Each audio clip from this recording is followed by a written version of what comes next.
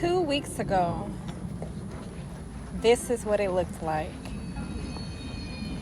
Tomatoes, collard greens, a variety of kale, newly transplanted into the soil. Now, this is what it looks like. You can see the progress and the growth in just 2 weeks' time. It doesn't take long for it to grow. Here you can see on the tomatoes, a little bit of tomatoes starting to come out.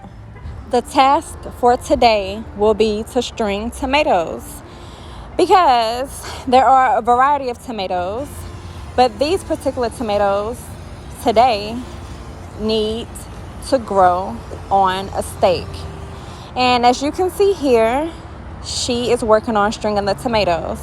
This here is the stake that she will use as post for the string, and she's just going down, and this ensures that the leaves are not on the ground in soil, that they're actually growing in the proper direction.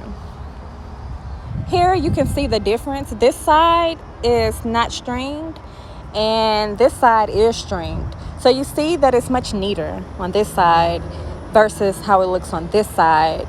The leaves are in the soil and it's just not growing neat and in the right direction. So that's the purpose for stringing.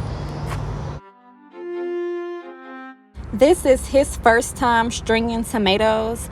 As you can see, it doesn't take much experience. He has the box of string attached to him, and he's just pulling the string around the stakes as he go, and this keeps the tomato leaves intact.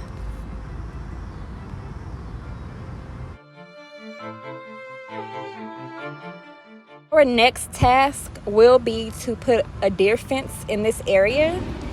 There are deers out here that does like to eat the vegetables, so we'll be putting up a deer fence next. Stay tuned.